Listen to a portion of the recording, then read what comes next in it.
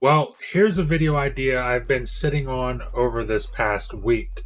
If you've been out of the loop or just off of Twitter for the last week, then you may have missed some hot discussions surrounding the idea of acquisitions in the gaming industry as of late. And in fact, these discussions actually come from one of my favorite podcasts, Sacred Symbols. It's a PlayStation oriented podcast, and I feel like those are very few and far between when it comes to folks actually celebrating PlayStation and not just trashing Xbox. But in this particular episode, there was some discussion about how it's a bad thing that Microsoft is able to flex their muscles and acquire these devs at will. And in today's video, I figured I'd be giving my opinions on that. So let's get right into the video.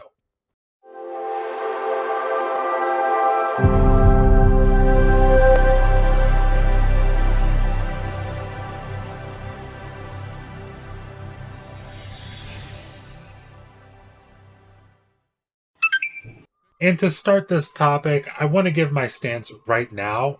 I don't think Microsoft or any publisher acquiring game studios is bad. And I certainly don't think that Microsoft acquiring publishers in particular is bad. And by the end of this video, you'll understand all of my reasoning as to why I think that. But I want to give an example that I thought about immediately when I saw this making the rounds on Twitter. And actually, it's something that I talked about briefly in my last video, and that is Arcane. Let's use them as an example. An example of a studio that makes brilliantly unique games that no one else is making right now. Games that you could definitely say are niche. Not a lot of people want to play Prey or Dishonored or Deathloop. And as I mentioned in the last video, these games don't sell well.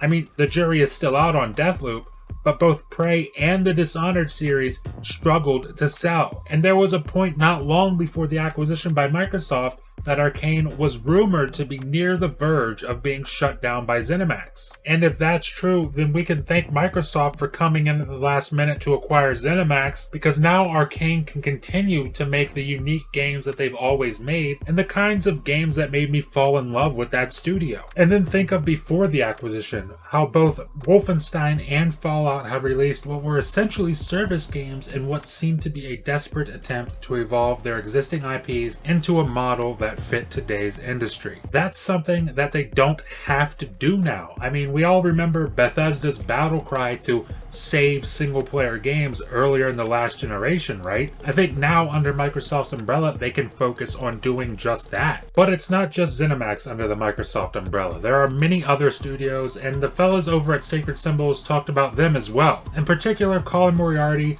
who I love, by the way, asked what was the point of Microsoft acquiring studios like Ninja Theory and Double Fine. Well, I think the point is rather obvious. Tim Schafer at Double Fine is an absolute legend in the industry who has the mind to produce games that literally no one else does. And in the case of Ninja Theory, I mean, they're coming off of one of the most successful indie titles of last generation. Hellblade 1 was absolutely a feat for a studio as small as Ninja Theory to pull off with an indie budget. Microsoft recognizes that talent and wants them in their stable. And let's not fool ourselves, Hellblade was a PlayStation exclusive at launch.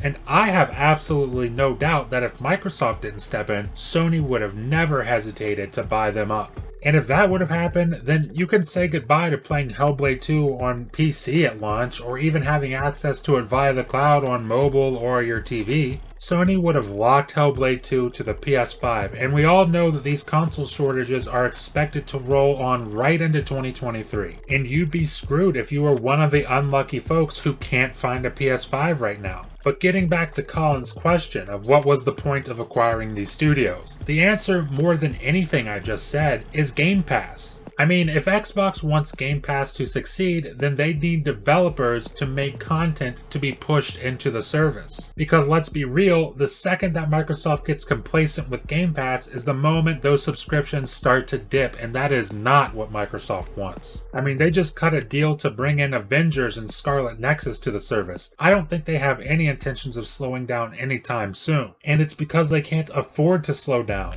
They put all their chips into this service, so you better believe they're out here acquiring Ninja Theory, Double Fine, Obsidian, inXile, the entirety of ZeniMax, and they sure as hell won't stop there. But another point the fellas brought up is the fact that it would be disastrous if Microsoft were to acquire Take-Two Interactive, and to that I say simply, no it wouldn't be. In fact, I'd argue that if Take-Two is actively selling right now, then Microsoft buying them would be the best case scenario.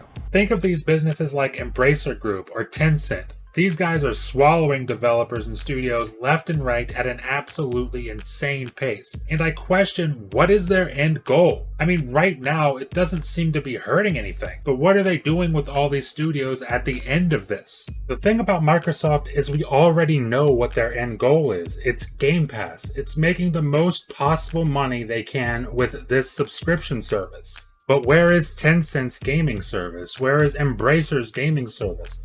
Do they plan to make one at all? Or do they have plans to go the Sony route and just push out a console and have all of this content locked down to one box? I mean, right now we just don't know, and to me, that's a little off-putting.